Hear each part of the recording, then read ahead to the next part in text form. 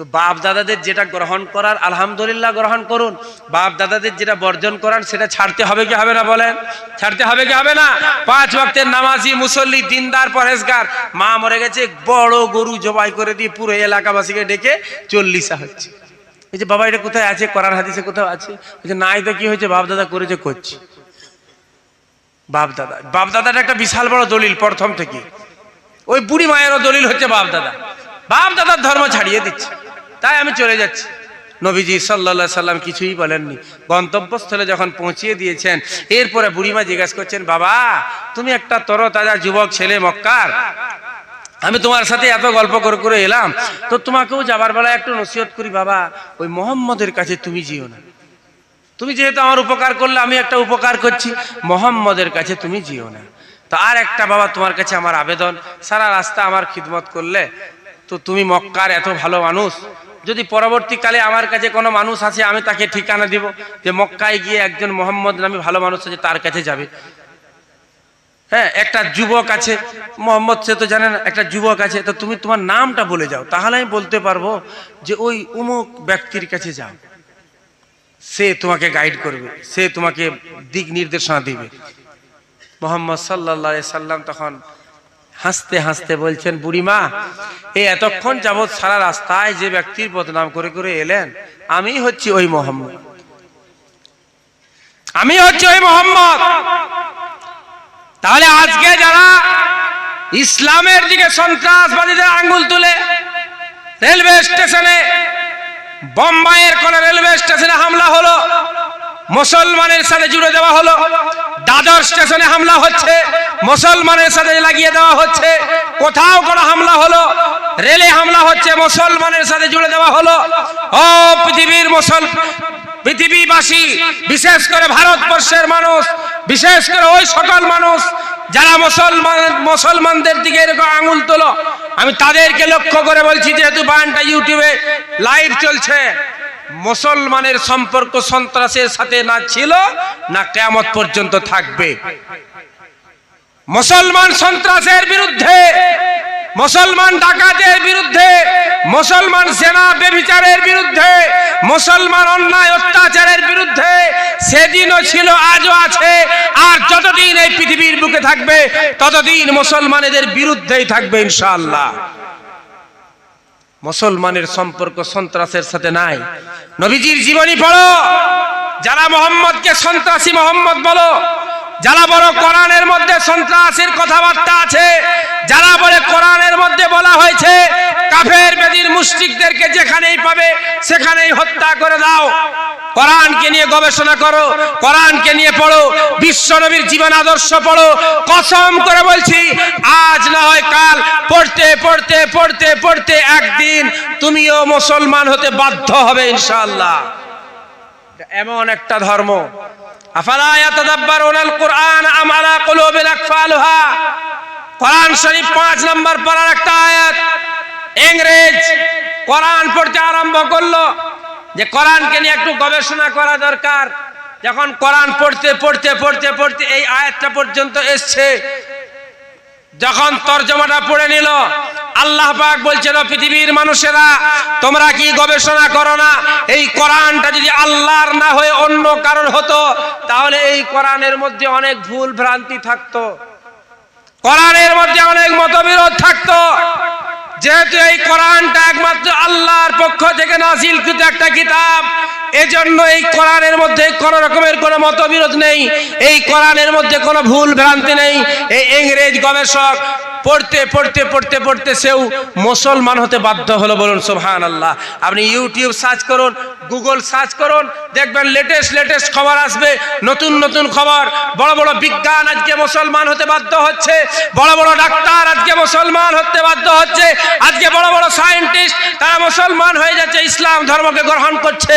যদি ইসলাম ধর্মের সম্পর্ক সন্ত্রাসী কার্যকলাপের সাথে থাকতো, ইসলাম ধর্মের সম্পর্ক যদি হিংসার সাথে থাকতো, মারামারি খুনাখুনির সাথে যদি থাকতো, ও মুসলমান ভাইয়েরা, কখনোই এই ধরনের এত বড় বড় গবেষক, এত বড় বড় ডাক্তার, এত বড় বড় মেডিকেল সায়েন্স যারা, তারা ইসলাম ধর্মকে গ্রহণ করতো না, ইসলাম ধর্ম গ্রহণ করতো না। ইসলামের কোনো সম্পর্ক সন্ত্রাসের সাথে নেই। না ছিল, না আগামীতে কখনো থাকবে। তো যে কথা আমি বলছিলাম, 60 বছরের বুড়ো,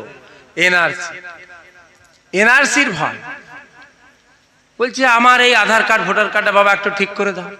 ঠিক করে দিলাম। মুসলমান কত ভয় পেয়ে গেছে, আজকে সে লাল চোখ দেখাচ্ছে, সে বারংবার বলছে যারা অনুপ্রবেশকারী আছে আমরা তাদেরকে ভারতবর্ষ থেকে তাড়িয়েই দম নিব। বলছে কে বলে না, 2024-এর ইলেকশনে যদি আমরা জিতে যাই, আমরা ওই কি বলে আইন কানুনের যে বিধিবিধান আছে কি করে দেব, তুলে দেব। সংবিধান কি করে দেব, সংবিধান পাল্টিয়ে দিব।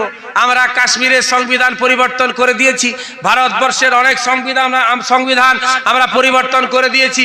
2024 সালে যদি আমরা জিততে পারি, এই সংবিধান যেটা আম্বেদকরের লেখা সংবিধান, আম্বেদকর রচিত সংবিধান, এই সংবিধান আমরা পাল্টিয়ে দিব। তাই ও মুসলমান ভাইরা, আমি হাফিজুর রহমান আপনাদের কাছে একটা আবেদন করে যাই, আজ এই বর্তমান পরিস্থিতিতে আমাকে আপনাকে নিজের যে একটা মূল্যবান ভোট, এই ভোটটা কিন্তু আমাকে খুব চিন্তা করে দিতে হবে। রাজি আছেন সকলেই? এই একটা ভোট আমাকে চিন্তা করে দিতে হবে, যেন এই ভারতবর্ষের যে অস্তিত্ব ছিল এটা যেন বাকি থাকে। যে ভারতবর্ষের গঙ্গা যমুনা তহজিব, যে ভারতবর্ষের গঙ্গা যমুনা আছে, যে ভারতবর্ষের মুসলমান রাজারা তাজমহল দিয়ে গেল, লাল কেলা দিয়ে গেল, দেওয়ানি আম দিয়ে গেল, দেওয়ানি খাস দিয়ে গেল, যে ভারতবর্ষ থেকে মুসলমানদের রাজারা 800 বছর তার থেকে অধিক সময় রাজত্ব করে ভারতবর্ষটাকে সাজিয়ে দিয়ে গেল, এই ভারতবর্ষ যেন পরিবর্তনের কিছু না হয়, এই ভারতবর্ষ যেন অক্ষত অবস্থায় থাকে, এই ভারতবর্ষের জাতপাত নির্বিশেষে সমস্ত মানুষ যেন সুখে শান্তিতে জীবন যাপন করতে পারে। এজন্য বলবো, আমাকে আপনাকে এই 2024-এর যে কয়েকদিন পরে ভোট আরম্ভ হয়ে গেছে, যাই হোক, আমাকে ভোটটা কিন্তু খুব গুরুত্ব দিয়ে দিতে হবে। যাকে দিলে সমাজের লাভ হবে তাকে দিতে হবে। রাজি আছেন? রাজি আছেন সকলে? যাকে দিলে সমাজের লাভ হবে। আমি কোনো রাজনৈতিক দলের প্রচার করছি না, যাকে দিলে আপনি মনে করবেন সমাজের উপকার হবে তাকে দিতে হবে। দিব ইনশাআল্লাহ। আল্লাহ পাক আমাদের সকলকে তৌফিক দান করুন। তা আমি আপনি এনআরসিকে ভয় পাই না।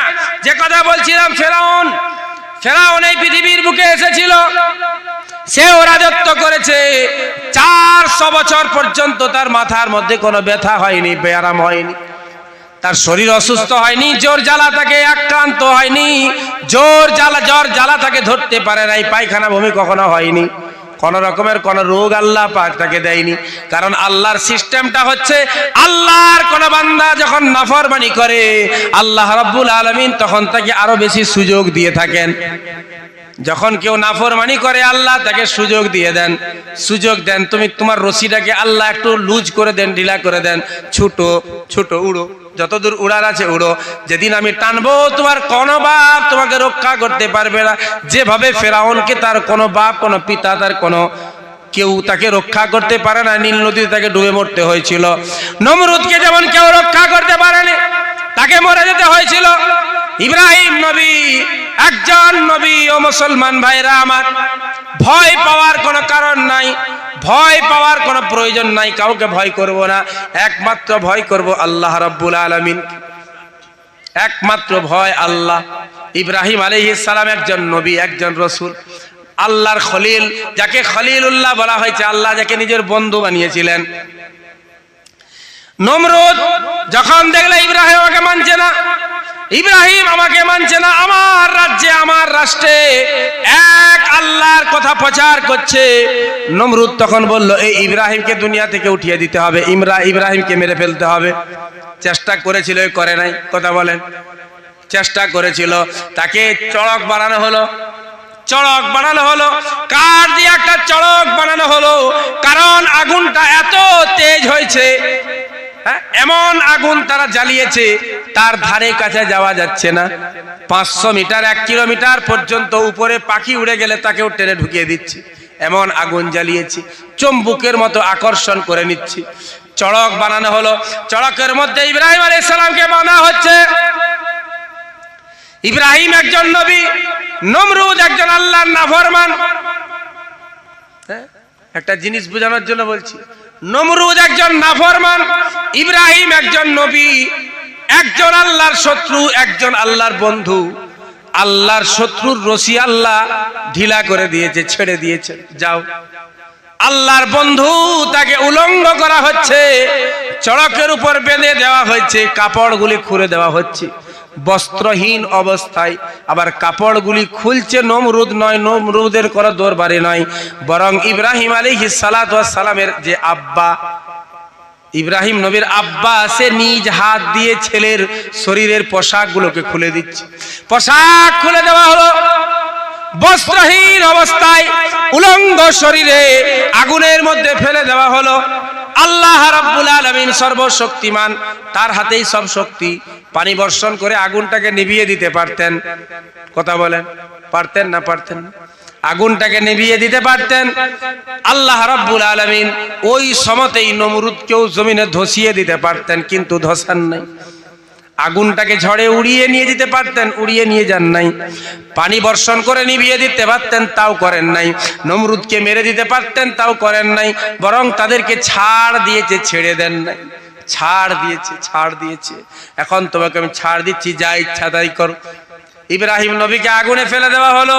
আল্লাহ রাব্বুল আলামিন আগুনকে হুকুম দিয়ে দিলেন, কুলনা, আমি বললাম, ইয়া নার, এই আগুন, আগুন, কুনি বারদাও ওয়া সালামান আলা ইব্রাহিম, আগুন, তুমি আমার ইব্রাহিমের উপর ঠান্ডা হয়ে যাও।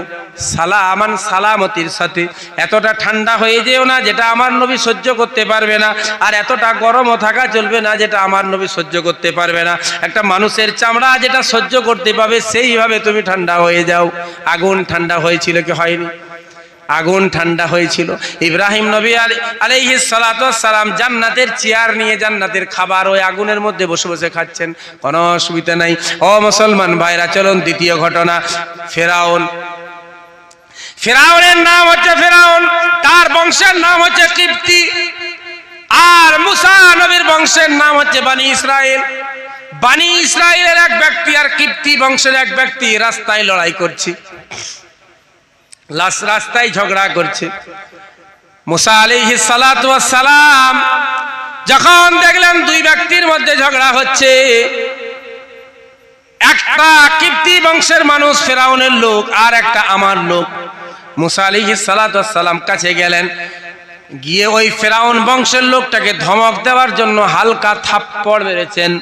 কিন্তু নবীর থাপ্পড় বরদাস্ত করার শক্তি দুনিয়ার কারণ নেই। আচ্ছা কথা বলেন, একজন নবীকে আল্লাহ পাক 1000 জান্নাতি পুরুষের শক্তি দান করেন, বলুন সুবহানাল্লাহ। নবীর চর সহ্য করতে পারে নাই, ফেরাউন বংশের মানুষটা মারা গেল, ছটপট ছটপট করে মারা গেল। এই লোকটা ওখান থেকে ছুটে পলায়ন করলো। মুসা আলাইহিস সালাতু ওয়াস সালাম নিজের জায়গায় চলে গেলেন। পরের দিনে যখন ওই রাস্তা দিয়ে পার হচ্ছেন, দেখছেন আবার ওই রাস্তায় সেম জায়গায় ওই বনি ইসরাইলের ওই একটাই লোক আর কিপ্তি বংশের আর একটা লোক, অন্য মানুষ, এই দুইজনের মধ্যে লড়াই হচ্ছে। বনি ইসরাইলের ওই মানুষটা মুসা নবীকে ডাকলেন, এ মুসা, এ মুসা, আমি হচ্ছে তোমার গোত্রের মানুষ, দয়া করে